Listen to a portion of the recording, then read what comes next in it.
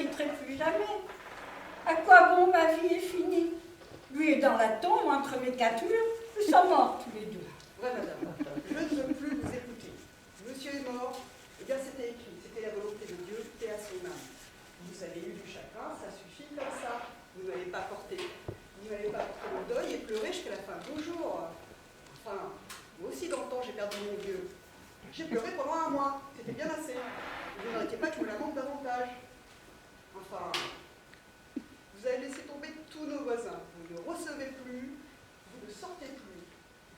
Nous vivons comme des araignées. Passez-moi l'expression, nous tournons le dos au monde. Les souris ont grignoté ma durée. Si encore il n'y avait pas de gens bien, autour.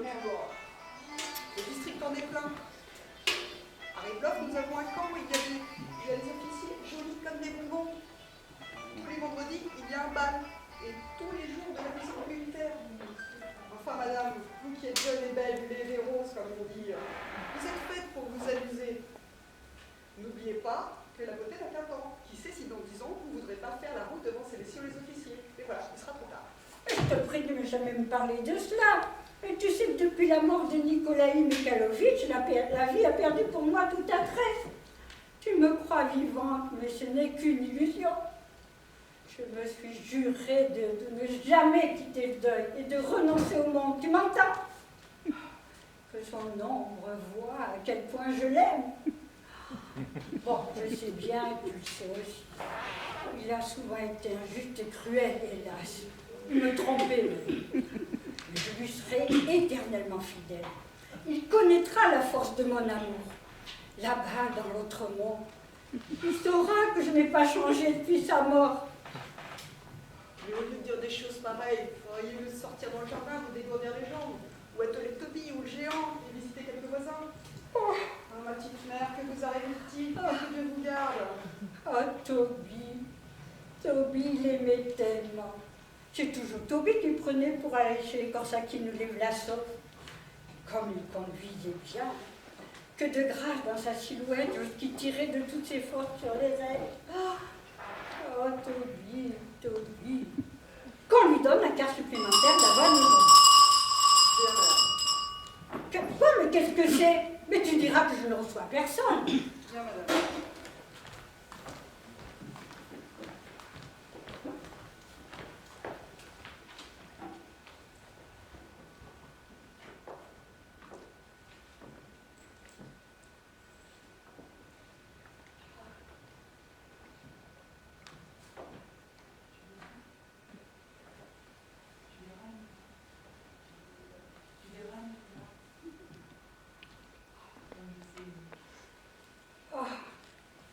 Tu verras, Nicolas, comme je sais aimer et pardonner. Mon amour ne s'éteindra qu'avec moi-même, lorsque ce pauvre cœur aura cessé de battre. Mais est-ce que tu n'as pas honte? Ta petite femme s'est enfermée à clé comme une enfant sage. Elle se sera éternellement fidèle. Mais toi, n'as-tu pas honte, vilain garçon? Toi qui me trompais, qui me laissais seule des semaines entières, qui me faisais des scènes. Madame, il y a quelqu'un qui vous demande et veut vous voir. Mais ne lui as-tu pas dit que depuis la mort de mon mari, je ne reçois personne? Il m'a achevé, il a fait force, il est déjà dans la salle à manger. Écoute, c'est bon, fais entrer. Encore un gros personnage. Mais que ces gens sont pénibles. Mais que ne veulent-ils? Mais pourquoi troubler ma tranquillité? Il faudra sans doute que je me retrouve dans un couvent. Oui, dans un Tu couvent. penses trop, imbécile, espèce d'âne. Madame, j'ai l'honneur de vous saluer. Grégory Stepanovitch Smirnov, lieutenant de l'artillerie en retraite, propriétaire foncier. Je m'excuse de vous déranger, il s'agit d'une affaire très importante. Que désirez-vous? Votre défunt mari, que j'ai eu l'honneur de connaître, me doit toujours 2 traites de 1200 roubles. Demain, je dois payer les intérêts à la Banque agricole. C'est pourquoi je vous serai très reconnaissant, madame, de me verser cette somme aujourd'hui même. 1200 roubles? Mais pourquoi mon mari vous les devait-il? Il m'achetait de l'avoine. Bon, Lucas, n'oublie pas qu'on donne un quart supplémentaire d'avoine à tous. Nikolai Mikhailovitch vous devez de l'argent, monsieur, il va de soi que je vous le rendrai. Mais vous m'excuserez, aujourd'hui je n'en ai pas. Après-demain, mon régisseur viendra de la ville et je lui dirai de régler cette dette. Mais pour l'instant, je ne peux rien pour vous. Il y a d'ailleurs exactement 7 mois que mon mari est mort. Et mon humeur est telle que je ne suis pas du tout disposée à entendre parler d'argent. Et moi, si je ne paie pas les intérêts demain, je suis complètement fichu. La voilà, mon humeur. Ma propriété sera saisie. Et vous aurez votre argent après-demain. Ce n'est pas après-demain qu'il me le faut, c'est tout de suite. Ben, excusez-moi, mais c'est impossible. Et moi, il m'est impossible d'attendre jusque-là. Mais que voulez-vous que je fasse, puisque je n'en ai pas? Ah si, vous ne pouvez pas me payer tout de suite. Non. C'est votre dernier mot? Le dernier. Définitif? Définitif. Parfait, nous prenons note. Et on voudra encore que je garde mon sang-froid. Tout à l'heure, sur la route, je rencontre le contrôleur des contributions. Pourquoi êtes-vous toujours en colère, Grigory Stepanovitch, qu'il me dit? Mais je vous le demande, comment ne serais-je pas toujours en colère? Cet argent me le faut absolument. Je suis parti de chez moi hier matin avant l'aube pour faire le tour de mes débiteurs. Aucun ne m'a payé. Je suis rinté comme un vieux chien. J'ai couché le diable sait où, dans un cabaret d'un juif à côté d'un tonneau de vodka. Bref, j'arrive ici, à 72 verres de chez moi, espérant toucher enfin mon dû.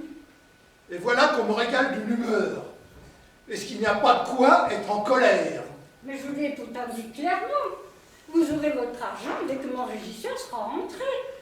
C'est à vous que je m'adresse, madame, pas à votre régisseur. Que diable, passez-moi l'expression, que diable voulez-vous que j'en fasse de votre régisseur? Mais pardonnez-moi, monsieur, je n'ai pas l'habitude de ce genre de langage ni de ce ton. Je ne vous écoute plus. Non, mais voyez-moi ça, son humeur. Il y a 7 mois que mon mari est mort. Et moi, est-ce que je dois payer les intérêts? Je vous le demande. Moi, j'ai payé, oui ou non? Bon, son mari est mort, madame n'est pas disposée, madame fait des chichis, son régisseur est parti. Que le diable l'emporte. Mais moi, qu'est-ce que je dois faire? M'envoler en ballon pour fuir mes créanciers? Ou bien prendre mon élan et fracasser la caboche contre un mur?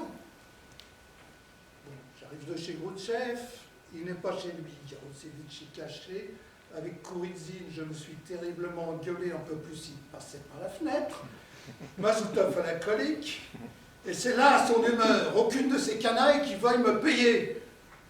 Tout ça parce que je les ai trop gâtés, parce que je suis un mollasson, une chiffre, une femmelette.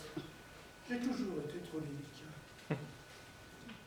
Mais attendez un peu, mes agneaux, vous allez voir de quel bois je me chauffe. Je ne permettrai à personne de se moquer de moi dans un chien. Ah, je suis dans une furie, Ah, j'en ai des frissons dans tout le corps à vous couper la respiration. Ah, oh mon Dieu, je vais me trouver mal. Eh, quelqu'un? Que désirez-vous, monsieur? Apporte-moi du Xas ou de l'eau.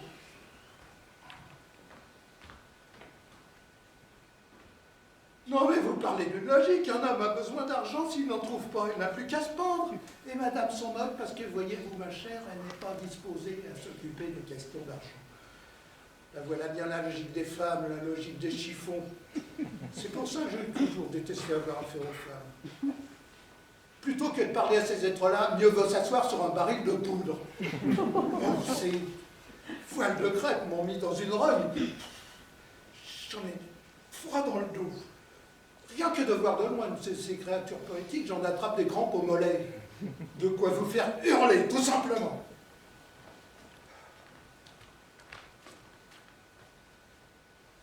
Madame est malade, monsieur, elle ne reçoit pas.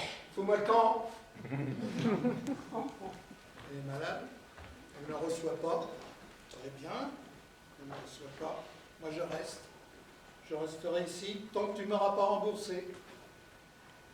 Ah, j'aurai le dernier mot, ma petite dame. Ton deuil et tes fossettes aux joues, ça ne prend pas. On les connaît, vos fossettes.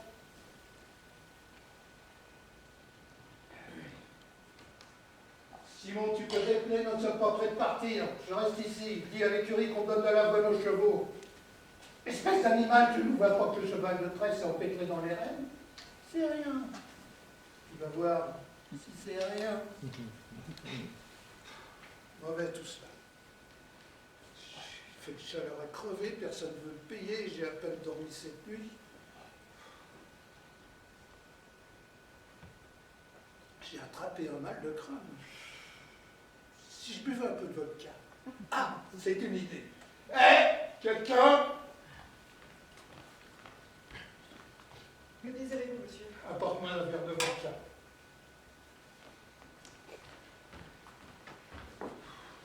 Je suis beau avoir rien à dire. Couvert de poussière, pas lavé, pas coiffé, pas rasé, du brin de paille dans mon gilet.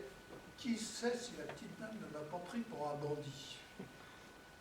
Ou après tout, je ne suis pas un visiteur, hein, je suis un créancier. C'est une race qui peut se passer de cérémonie.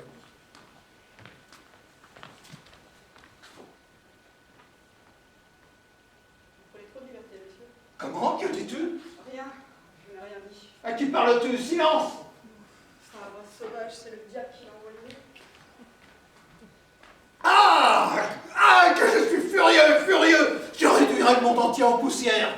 Vrai, j'en suis malade. Et quelqu'un?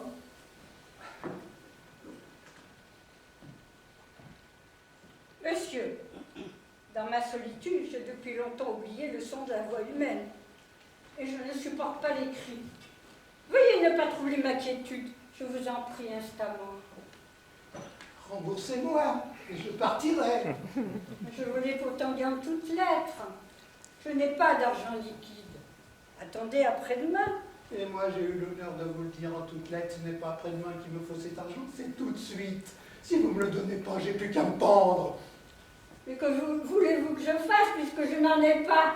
Mais c'est étrange à la fin. Ainsi, vous ne pouvez pas me payer tout de suite. Impossible. Bon, parfait, en ce cas, je reste. Je resterai ici tant que vous ne m'aurez pas remboursé. Vous me paierez après-demain, parfait, je resterai ici. En attendant, ici même, sur cette chaise. Non, mais est-ce que je dois payer les intérêts demain, oui ou non? Vous figurez peut-être que je plaisante. Et je vous prie de ne pas crier. Vous n'êtes pas dans une écurie. Je ne vous parle pas d'écurie, je vous demande si je dois payer les intérêts demain, oui ou non. Monsieur, vous ne savez pas vous conduire avec les dames. Si, madame, je le sais. Non, monsieur, vous ne savez pas. Vous êtes grossier et mal élevé. Un honnête homme ne parle pas ainsi à une femme. Pas possible. Comment faut-il vous parler? En français, peut-être. Madame, je vous en prie, je suis tellement heureux qu'il vous déplaise de me rembourser. Oh, pardon, je vous ai dérangé. Il fait un temps merveilleux, hein, et le deuil vous va ravir. Mais c'est bête et c'est grossier. C'est bête et c'est grossier.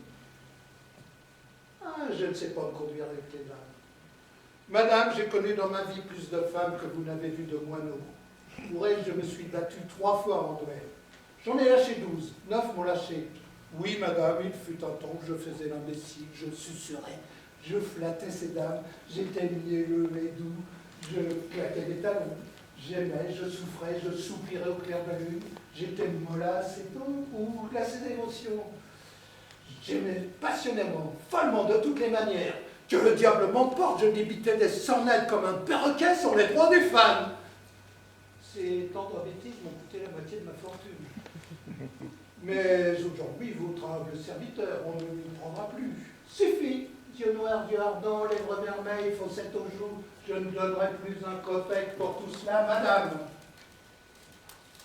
Sans parler des personnes présentes, toutes les femmes, toutes, les jeunes comme les vieilles, toutes, rien que des poseuses, des cabotines, des potinières, des mégères, des menteuses à tout crin, des vaniteuses, des faiseuses d'embarras. Elles ne connaissent ni logique, ni pitié. Et quand ainsi qu'il se passe là, vous excuserez ma franchise, mais le moindre moineau peut rendre des points à vos philosophes en jupons. Contemplez un peu ces créatures poétiques. Quelle grâce éthérée, enveloppée dans de la mousseline. Et à mille charmes, une vraie déesse. mais allez jusqu'au cœur, et c'est le plus vulgaire crocodile que vous trouverez. Mais ce qui me révolte le plus, c'est que ce crocodile s'imagine, Dieu sait pourquoi, que son domaine, son privilège, son monopole, c'est l'amour. Que le diable m'emporte et pendez-moi un clou si vous voulez. Une femme est incapable d'aimer qui que ce soit, excepté son petit chien. Quand elle aime, elle ne sait que pleurnicher et geindre. Là où l'homme souffre et se sacrifie, elle se contente de faire froufouter sa jupe et de mener son partenaire pour le bout du nez. Vous-même, madame, qui avez le malheur d'être une femme, vous connaissez par expérience la nature de vos semblables. Dites-moi donc franchement, avez-vous jamais rencontré une femme sincère, fidèle et constante? Non, n'est-ce pas? Il n'y a que les vieilles biques et les laidrons qui sont fidèles et constantes. Vous délicherez plus facilement un chat à cordes ou une bécasse blanche qu'une femme fidèle. Mais permettez, monsieur, à votre avis, qui est fidèle et constant en amour? L'homme, peut-être? Parfaitement, madame. L'homme. Vraiment, première nouvelle. Mais qu'est-ce qui vous permet d'affirmer cela? L'homme fidèle et constant en amour. Bon, puisque c'est ainsi, moi je vais vous dire une chose. De tous les hommes que j'ai connus et que je connais, mon mari était le meilleur. Je l'ai aimé passionnément de tout mon être, comme seul sait aimer une femme jeune et lucide. Je lui ai tout donné, ma jeunesse, mon bonheur, ma vie, ma fortune. Je ne respirais que par lui. Je l'idolâtrais comme une païenne. Eh bien cet homme, le meilleur des hommes, me trompait à chaque pas de façon odieuse. Après sa mort, j'ai trouvé dans son tiroir des piles de lettres d'amour. Et de son vivant, rien d'y penser me fait de la peine. Il m'abandonnait des semaines entières. Il courtisait d'autres femmes devant moi. Il me trompait. Il jetait mon argent par la fenêtre. Il se moquait de mes sentiments. Eh bien, malgré cela, je l'aimais. Bien mieux, il est mort et je lui garde encore ma fidélité. Je me suis enfermée pour toujours entre ces quatre murs et je ne quitterai ce deuil qu'à la fin de ma vie. Votre deuil, non, mais pour qui me prenez-vous? Comme si je ne savais pas pourquoi vous vous êtes affublé de ce domino noir, pourquoi vous vous êtes enfermé entre ces quatre murs. C'est mystérieux, n'est-ce pas? C'est poétique. Un sous-lieutenant ou un rigueur de bas étage passera devant votre propriété, regardera sous vos fenêtres et se dira « C'est ici que vit cette mystérieuse Tamara, qui par amour pour son mari s'est retirée du monde pour toujours. » On connaît la chanson. Quoi, mais comment osez-vous? Vous vous êtes enterrée vivante, oui, mais sans oublier de vous mettre de la poudre. Mais de quel droit me parlez-vous sur ce ton? Ne criez pas, s'il vous plaît, je ne suis pas votre régisseur. N'étant pas une femme, j'ai l'habitude de m'exprimer avec franchise. Inutile de crier! Ce n'est pas moi qui crie, c'est vous. Veuillez me laisser. Quand j'aurai mon argent. Vous ne l'aurez pas. Que si? Je ne vous donnerai pas un sourire pour vous faire enrager. Et maintenant, débarrassez-moi de votre présence. Ai-je le plaisir d'être votre époux ou votre fiancé pour que vous fassiez des scènes pareilles? J'aime pas ça du tout. Quoi? Mais vous êtes assis? Comme vous voyez. Mais veuillez vous en aller. Non. Je ne veux pas discuter avec des insolents de votre espèce. Veuillez prendre la porte. Quand vous m'aurez rendu mon argent. Vous ne partirez pas? Non. Non? Non. Non? Non. Très bien.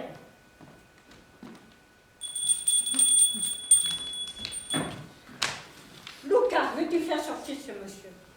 Monsieur, il faut partir puisqu'on vous demande. Il n'y a pas... Ah! Silence! À qui crois-tu parler? Je t'aurais viré en poussière, moi! Seigneur Saint-Matthieu, je me sens mal, j'étouffe.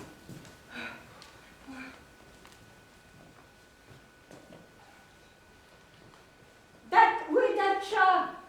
Datcha, c'est la ville Datcha! Elles sont parties aux fraises, il n'y a personne à la maison. Ah, je me sens mal de l'eau. Voulez-vous décamper immédiatement? Voulez-vous être poli? Mais vous êtes un moujik, un ours mal léché, un goujat, un monstre! Comment? Que dites-vous? Vous êtes un ours, un monstre. Attention, hein, de quel droit m'insultez-vous? Oui, je vous insulte m'insulter après, vous croyez me faire peur? Et vous croyez, parce que vous êtes une créature poétique, que vous pouvez m'insulter impunément? Je vous provoque en duel. Seigneur Saint-Martyr. Si vous croyez me faire peur avec vos gros poings et votre voix de brute, espèce de goujat! Seuls les hommes devraient payer pour une insulte? Taratata, il faut finir avec ce préjugé. Égalité de droit, soit. Œil pour œil, dent pour dent, nous nous battrons en duel. Nous battre en duel? Mais parfait! Et tout de suite. Et tout de suite. Mon mari possédait des pistolets, je cours les chercher. Et avec quelle joie je percerai votre front, des reins.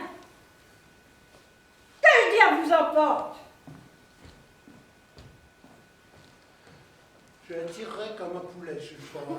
L'embête, quand un gamin sentimental, les faibles créatures m'en balance. Seigneur, mon petit père, fais-moi cette grâce. Aie pitié d'une vieille femme. Tu nous as déjà épouvantés, voilà maintenant que tu veux te battre avec madame. Nous battre en duel. Voilà ce que j'appelle l'égalité de droit, émancipation des femmes. Pas de différence entre les sexes. Je la tuerai par principe. Mais quelle femme, hein? Que le diable vous emporte, je planterai une balle dans votre front d'airain. Ah, les yeux luisants, les cheveux en feu. Ah, comme elle a accepté le défi. Parole d'honneur, j'ai jamais rencontré une femme pareille. Mon petit père, notre bienfaiteur, va-t'en, je prierai pour toi jusqu'à la fin de mes jours. Ça, c'est une femme, une vraie. Pas une chiffre, pas une pleurnicheuse. Du feu, ça brûle, ça explose. Une fusée. C'est même dommage de la tuer. Mon petit père, notre bienfaiteur, va-t'en. Décidément, elle me plaît. Ma parole, elle me plaît, malgré ses fossettes aux joues. Je suis prêt à oublier qu'elle me doit de l'argent. Jusqu'à ma colère qui s'est envolée. Quelle femme étonnante. Et voilà. Et avant de nous battre, vous voudrez bien me montrer comment s'en servir. Pistolet entre les mains. Seigneur, que Dieu nous protège et nous garde pour que nous aillons. Je vais chercher le cuisinier et le cocher. Voyez-vous, madame, il existe plusieurs sortes de pistolets. Ainsi, par exemple, les pistolets Mortimer à capsule, particulièrement recommandés pour les duels. Les vôtres sont de marque Smith et Wesson, à triple coup, avec extracteur. Excellent pistolet, hein. 80 roubles la paire au bas mot. Il faut tenir l'arme comme ça. Quel yeux, quelle femme étonnante. Parfaitement. Ensuite, vous visez comme cela, la tête un peu en arrière, vous levez le chien, le bras bien tendu, puis vous appuyez sur ce petit truc et c'est tout.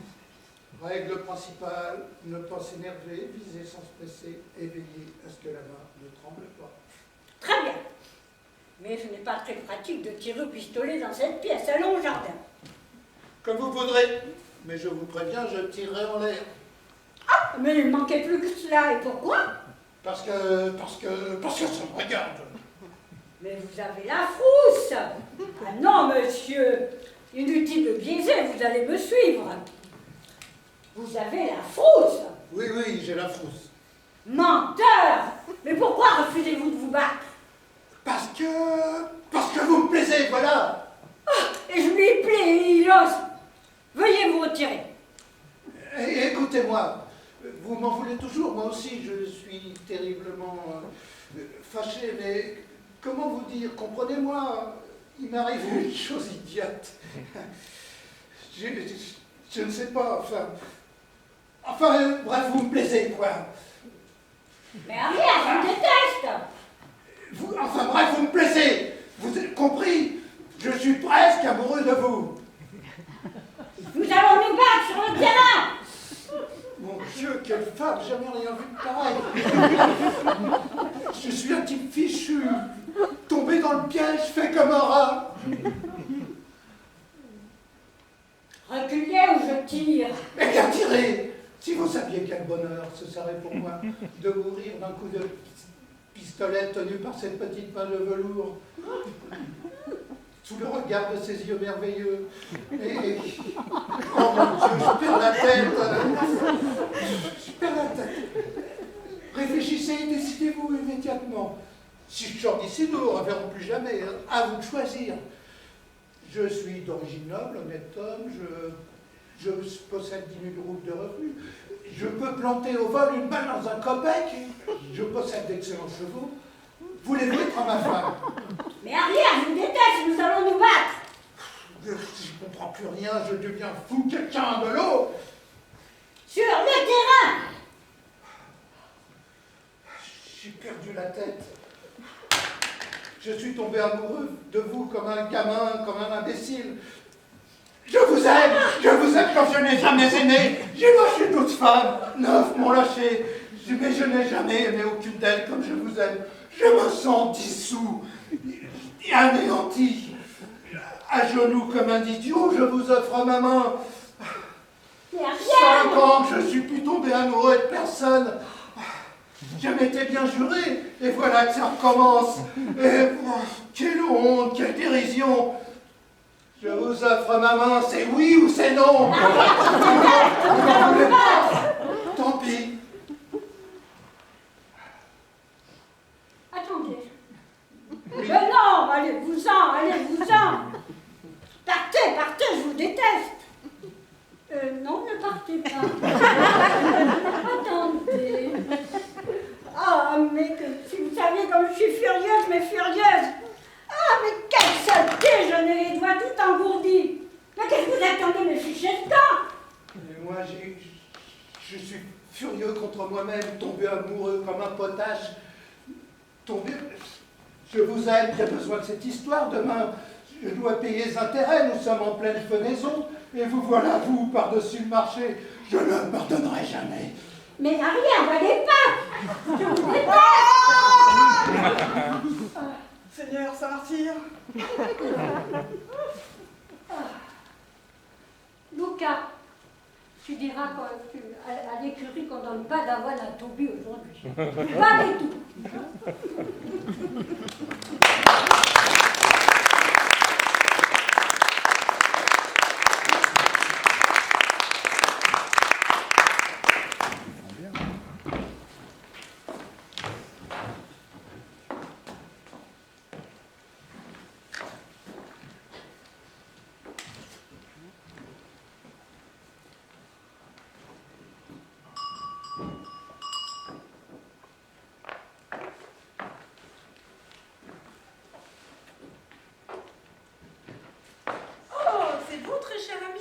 Ivan Vassilievitch, que je suis heureuse. Quelle bonne surprise, mon petit. Comment va la santé? Oh, je vous remercie. Et vous-même? Oh, ça va à peu près, mon ange, grâce à vos prières et ainsi de suite. Asseyez-vous, je vous en prie. Non. Mais ce n'est pas gentil d'oublier ses voisins, mon trésor.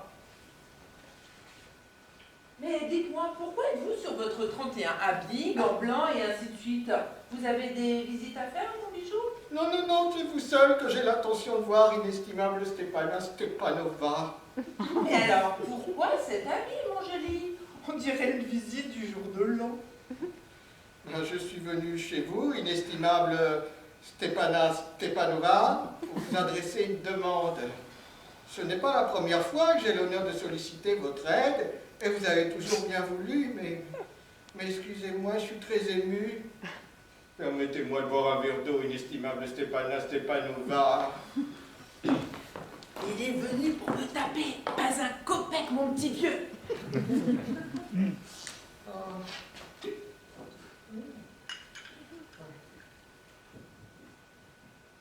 De quoi s'agit-il, mon cœur? Voyez-vous, inestimable Stépana... Oh, pardon, je voulais dire Stépana inestimable. Oh, vous voyez comme je suis terriblement ému. Bref, vous seul pouvez m'aider, bien que je ne l'ai pas mérité du tout et que j'en ai pas le moindre droit. Ouais, assez tourné autour du pot, mon petit. Allez-y, carrément. Tout de suite. Un instant. Voilà. Je suis venu vous demander la main de votre fille Natalia Stepanovna. Oh, mon petit cœur, Ivan Vassilievitch, que je suis heureuse. Répétez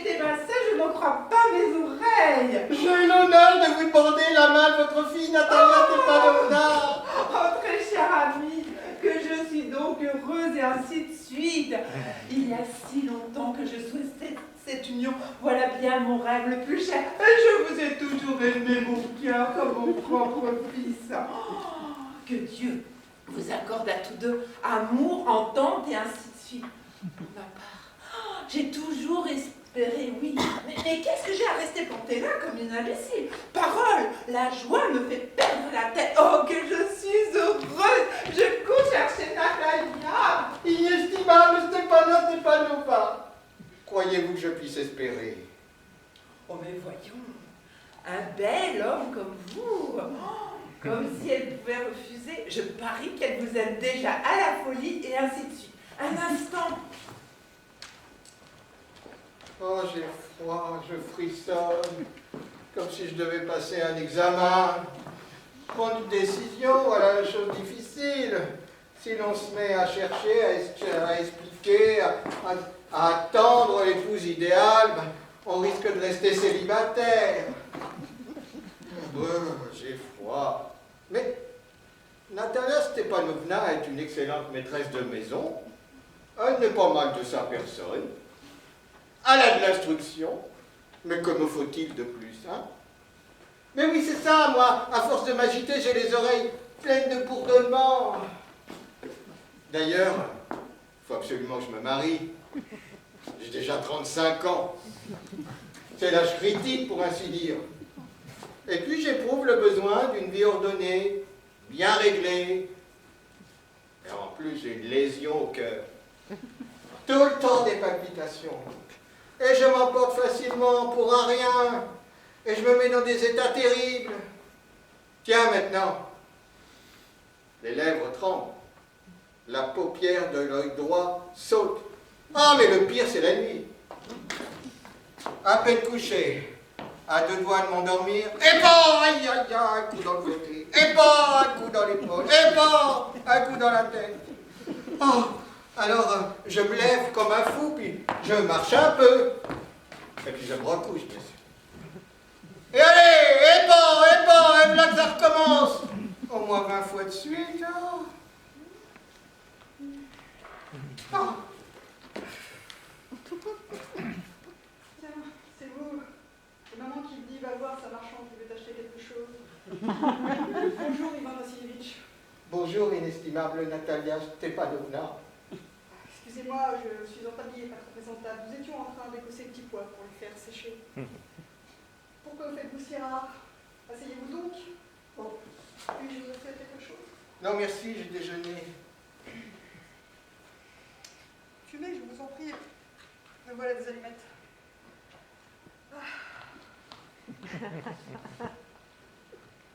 Fait un temps super aujourd'hui. Oh. Mais hier, il a tellement plu que nos ouvriers n'ont rien pu faire de la journée. Comment marche la felaison chez vous? Moi, voyez-vous, j'étais trop gourmande. J'ai fait faucher le grand pré, et maintenant je le regrette. J'ai peur que le foin soit annulé. J'aurais mieux fait d'attendre un peu. Mais dis donc, vous êtes en habit, ma parole. Vous allez au bal? À propos, je trouve très bonne mine. En quel honneur cette élégance? Voyez-vous, inestimable Natalia Stepanovna, je suis venu vous demander... Ah! Vous serez sans doute très étonné, fâché même peut-être, mais je suis tout glacé. Mais de quoi s'agit-il? Eh bien? Bon, bah, je tâcherai d'être bref. Vous savez, chère Natalia Stepanovna, que j'ai l'honneur de connaître votre famille depuis longtemps, depuis mon enfance.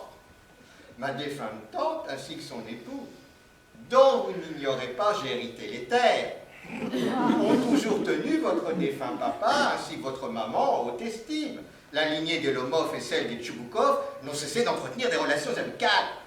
On pourrait même dire des relations intimes. D'ailleurs, comme vous le savez, nos terres se touchent. Rappelez-vous, mon pré de Boulot est contigu à votre marais brûlé, mon pré aux vaches. Excusez-moi de m'interrompre. Vous venez de dire de mon pré aux vaches? Ben oui. Mais est-ce qu'il est bien à vous? Bah, mais si, il est... Bah, quelle question? Le pré aux vaches est à nous, pas à vous. Mais si, inestimable Nathalie Stepanovna, il est à moi. Première nouvelle, comment cela serait possible? Comment? Mais je parle du pré qui forme une enclave là, entre votre boîte boulot et le marais brûlé. Mais oui, parfaitement, il est à nous. Non, vous vous trompez, inestimable Nathalie Stepanovna. Il est à moi. Revenez à vous, Ivan Vassilievitch. Depuis quand est-il à vous? Ah, depuis quand? Eh bien, depuis toujours. Ça alors, je vous demande bien pardon. Mais les documents sont là, inestimable Natalia Stepanovna. Bon, le prêt aux vaches, c'est vrai, c'est exact, il a été en litige un certain nombre d'années. Mais aujourd'hui, tout le monde sait qu'il est à moi. À quoi bon discuter? Bon, bah écoutez, la grand-mère de ma tante avait prêté ce prêt pendant une durée illimitée, gratuitement, aux paysans, aux paysans du papa de grand-père du paysan de votre papa. Or, alors, ayant ainsi joui de ce prêt pendant une quarantaine d'années, les paysans du grand-père de votre papa s'étaient habitués à le considérer comme leur bien. Mais à l'heure de l'émancipation... Mais ça ne s'est pas du tout passé comme ça. Ah bon? Mon grand-père, comme mon arrière-grand-père, estimait que leur terre s'étendait jusqu'au marais brûlé, ce qui veut dire que le pré aux vaches nous appartient. À quoi rime cette discussion? Je ne vous comprends pas, cela m'agace. Oh, mais je vous montrerai des documents, Natalia Stepanovna. Non mais vous plaisantez ou vous moquez de moi? Charmante surprise. Nous possédons ces terres depuis bientôt 300 ans et brusquement, on vient de nous annoncer qu'elles ne sont pas à nous. Excusez-moi, Ivan Vassilievitch. Je n'en crois pas mes oreilles. Ce n'est pas que je tienne particulièrement à ce prêt. Il ne vaut que 300 roubles et ne mesure que 5 déciatines. Mais c'est l'injustice qui me révolte. Vous pouvez dire tout ce que vous voulez, je ne supporte pas l'injustice. Oh, mais écoutez-moi, je t'en supplie, inestimable Natalia Stepanovna. Comme j'ai eu l'honneur de vous le dire, la grand-mère de ma tante avait confié ce prêt gratuitement pour une durée illimitée. Parce qu'il fabriquait des briques à son intention. Et la grand-mère de ma tante, voulant leur faire plaisir... Grand-père, tant de grand-mère que charabia, le pré aux vaches nous appartient à quoi c'est tout. Non, il est à moi. Non, il est à nous, vous pouvez dire ce que vous voulez. Discutez, en matière transifrage, le pré aux vaches est à nous, à nous, à nous. Je le demande bien à personne, mais je ne veux pas qu'on prenne le bien. C'est le chante, non? Mais je me moque de ce prêt, Natalia Stepanovna. Moi, ce que j'en dis, c'est pour le principe. Si vous le désirez, je vous l'offre tout de suite. Et moi aussi, je peux vous l'offrir, ce qui est à moi. C'est un étrange, Ivan Vassilievitch. Nous avons toujours considéré comme un bon voisin, un bon ami. L'année dernière, nous avons prêté une autre batteuse. Notre blé a dû attendre jusqu'en novembre. Et vous, vous nous traitez comme des Romains Michel. Hein? Vous nous offrez notre propre terre. Excusez-moi, ce n'est pas se comporter en bon voisin. À mon avis, c'est l'insolence, tout simplement. Ainsi, vous me prenez pour un usurpateur? Mademoiselle, je n'ai jamais volé la moindre terre à autrui. Et qui m'accusera aura de mes nouvelles. Le pré aux vaches m'appartient. Ce n'est pas vrai, il est à nous. À moi. À nous. Et pour vous le prouver, je ferai faucher ce pré aujourd'hui même. Comment? Aujourd'hui même. Les faucherons, les ouvriers faucheront ce pré. Eh ben, je les ficherai dehors, hein. Eh bien, ça se trouvera. Le pré aux vaches est à moi. Compris? À moi! Oh, et arrêtez de crier, hurler, suffoquer de rage chez vous tant que vous voudrez. Mais si tenez-vous correctement, je vous le demande. Mademoiselle, si des palpitations terriblement épuisantes me faisaient souffrir, si le sang ne battait pas dans mes tempes, je vous parlerai sur un autre ton.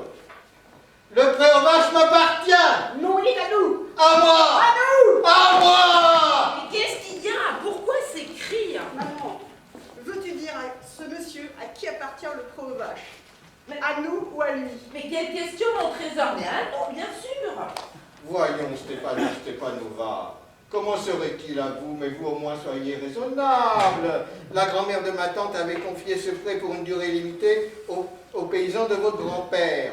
Ils en ont joui pendant une quarantaine d'années, comme si ce prêt leur appartenait. Mais quand vient l'émancipation... Oui, mais permettez, mon bijou, d'oublier un détail. C'est Bernizan de Versailles, votre grand-mère. Ah bon? Et ainsi de suite. Mais c'est justement parce que ce prêt se trouvait alors en litige. Aujourd'hui, le dernier imbécile venu sait que ce prêt est à nous. Vous n'avez donc jamais vu le cadastre?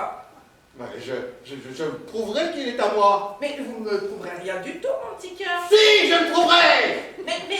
Mais alors pourquoi crier, ma colombe? Les hurlements ne prouvent rien. Je ne demande pas le bien d'autrui, mais ce qui est à moi est à moi. Ah, ça. Mais comment donc? Si c'est comme ça, mon mignon, il me serait que vous me chicanez. Au lieu de vous le donner, j'en ferai cadeau au boutique. Voilà. Ah ben ça alors,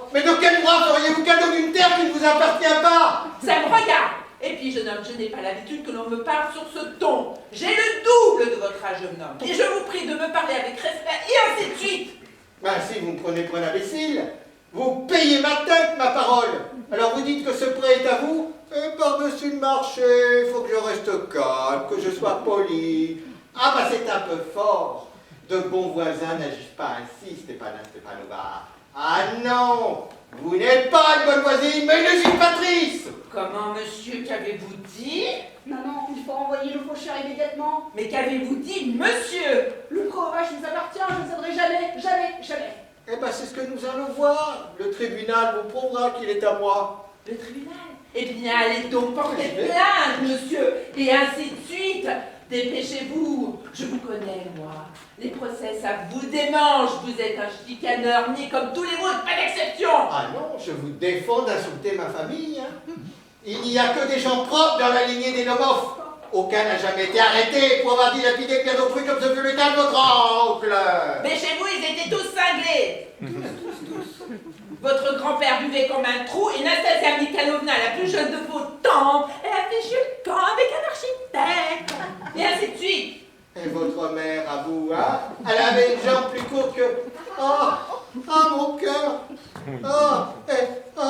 Mais vous êtes qu'une arriviste. D'ailleurs, tout le monde sait qu'avant les élections... Oh, mais d'abord... Oh, je meurs. Où est mon chapeau? C'est dégoûtant, c'est malade, sa femme. Et vous n'êtes qu'une vipère, un faucheton, un homme de rien, oui, monsieur. Ah, voilà mon chapeau.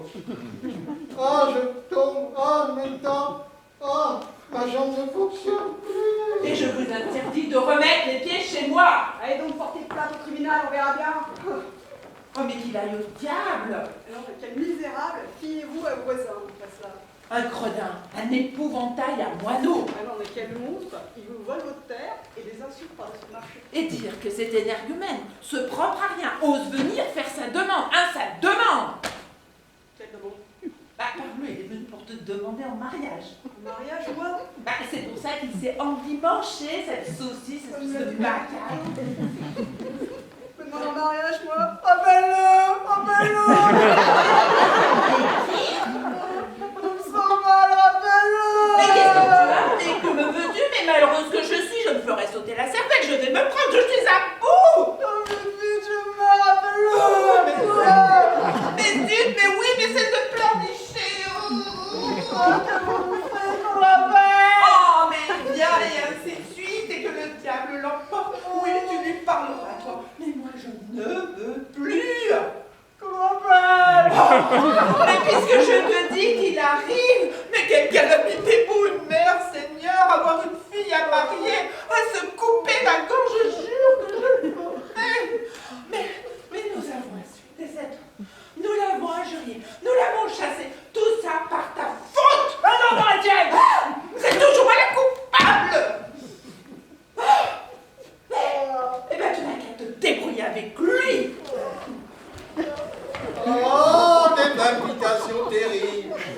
Les jambes comme paralysées. Des crampes dans le collier. Ivo Vassilievitch. Oh, excusez-nous. Je crois que nous sommes trop échauffés. Mais en fait, j'y suis maintenant. L'hôtel vous appartient, en effet. Oh, mon cœur bat comme un fou. Bah oui, le pré aux vaches est à moi. Les paupières, les mitraillettes. Mais oui, bien sûr. Il est à vous.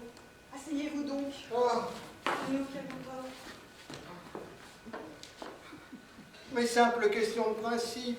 Moi, je ne tiens pas à cette terre. Mais je tiens au principe. D'autant que je possède des preuves.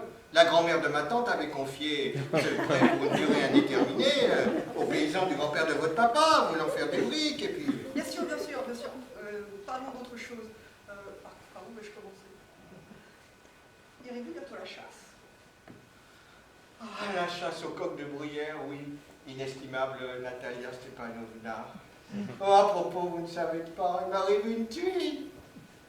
Mon Ougadaï, vous le connaissez? Oui. Il s'est mis à pointer. Quel malheur! Et pourquoi donc? Bah, allez le savoir. Il a sans doute une entorse ou d'autres chiens l'auront mordu. C'est mon meilleur chien de chasse. Sans parler de ce qu'il vaut, hein.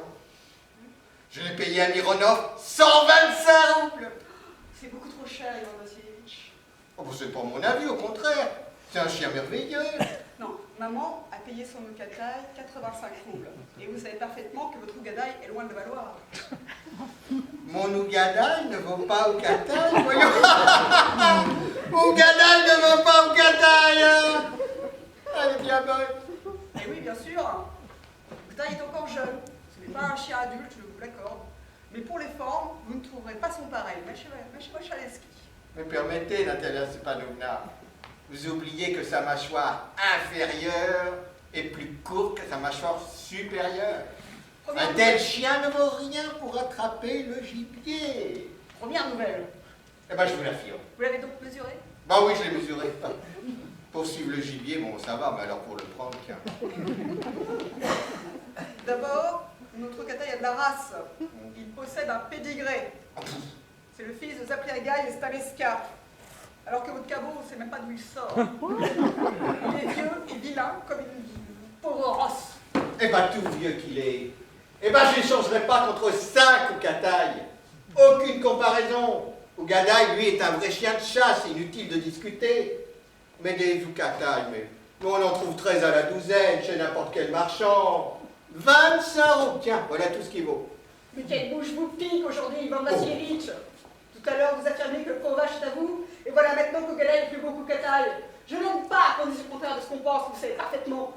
Oukataï vaut 100 fois votre stupide Ougadaï. Oui, ben, je vois, Natalia Stepanovna, que vous me prenez pour un aveugle ou pour un imbécile. Mais comprenez enfin que votre chien a la mâchoire trop courte. Ce n'est pas vrai. Si! Ce n'est pas vrai. Mais pourquoi criez-vous, mademoiselle? Et vous, pourquoi dites-vous des choses pareilles? Mais c'est révoltant à la fin. Votre Ougadaï est juste bon à faire piquer, vous êtes comparé à Oukataï. Mademoiselle, excusez-moi, je ne peux pas poursuivre cette discussion. J'ai des palpitations. Bon, j'ai remarqué que c'est toujours les chasseurs de rien qui discutent le plus. Mademoiselle, cessez, je vous en supplie, mon cœur va éclater. Silence! Non, je ne cesserai pas tant que vous n'aurez pas convenu qu'Oukataï vaut 100 fois Ougadaï. Mais il vaut 100 fois moins votre Oukataï. Qu'il crève votre Oukataï. Votre Ougadaï n'a pas besoin de crever, puisqu'il y a une charonne.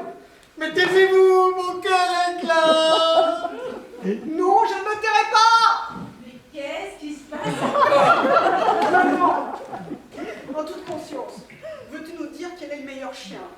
Notre Oukataï ou celui d'Ougadaï, hein? Stéphane Stepanova, je vous en supplie, dites-moi une seule chose. Votre Oukataï a-t-il la mâchoire trop courte? Oui ou non? Quand elle ne serait trop courte, quelle importance? Oukataï est le plus beau chien du district, un point, c'est tout. Mais moins beau que mon Ougadaï, hein. Avouez-le, répondez en toute conscience! Il n'y a pas de quoi vous énerver, mon trésor. Permettez. Votre Ougadaï a des qualités. Je le reconnais. Il est de race, il a de bonnes pattes, la hanche ronde, et ainsi de suite. Mais pour tout vous dire, mon chéri, ce chien a de graves défauts. Il est trop vieux, il a la mâchoire trop courte. Oh, excusez-moi, j'ai des palpitations. Mais revenons au fait. Rappelez-vous l'autre jour dans le bois de Marouska, mon Ougadaï allait de front avec le Ramsaï du camp, et votre Oukataï, lui, il était à plus d'une verse à la traîne. Parbleu, le piqueur du comte lui avait fichu un coup de fouet. Eh ben, votre chien n'avait pas volé, hein. Mais ce n'est pas... Toute la meute suivait le renard.